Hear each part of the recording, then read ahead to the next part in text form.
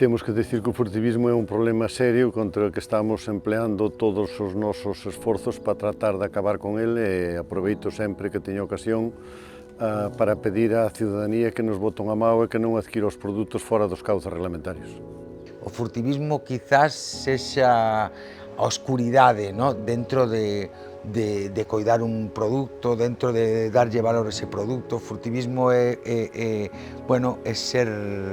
ser como un pequeno contrabandista, non? Non se pode comprar un mochilero unha robaliza por moi boa que sea. Ti tes que comprar como tes que comprar. Hai que intentar colaborar con o sector da pesca e marisqueo, porque senón é co sector da hostelería, que os que traballan limpo, traballan ben, que son moitos, non poden estar mermados os seus ingresos por culpa dos mochileros e dos ilegais que lle compran a esta xente. Eso hai que erradicar o furtivismo. Un furtivismo erradicado multiplicaríamos 20% mellor os ingresos das cofradías. O peligro que corre unha persona que adquire, por exemplo, unhas vieiras a unha persona que lles vai levar pola porta, non sabe o peligro que está metendo, o risco en que está poñendo a súa familia comendo os seus produtos que non pasaron por ningún tipo de control.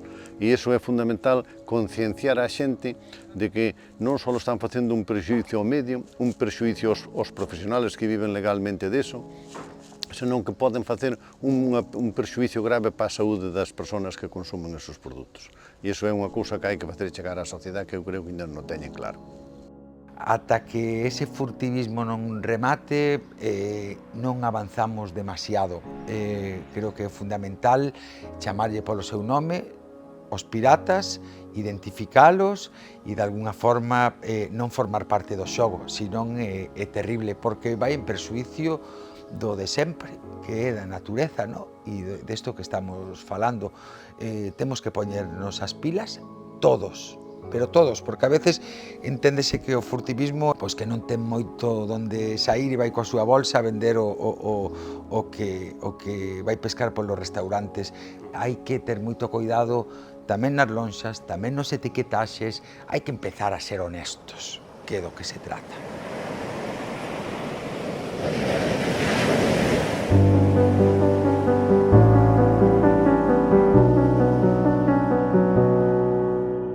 Hoxe nos vamos a dedicar a ver que haya posibilidade que deixen algún aparello de enmalle calado fora do horario permitido e vamos a costear aí a ONS na procura de aparellos. Hoxe é un día que se está ben, que se pode traballar ben por as condicións de mar e vento.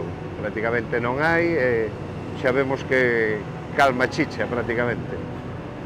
Un día normal xeralmente facemos un pouco de todo, non?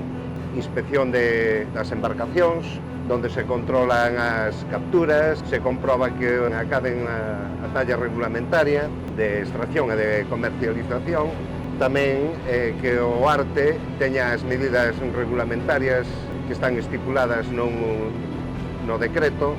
De aquí a un momento vamos a tirar en unha zona determinada, vamos a tirar unha que lle chaman raposa, non? É dicir, un artefacto para ir rastrexando por si hai artes caladas ilegalmente. O cacharro do polvo é unha cousa que estamos loitando de forma continuada contra ele, pero os que aparecen nas playas pensan que son moitos dos que cando nós facemos un decomiso, se está a femia dentro e está ovada, o que facemos non traemos o cacharro para terra, deixamos a femia coas ovas dentro para que as críe.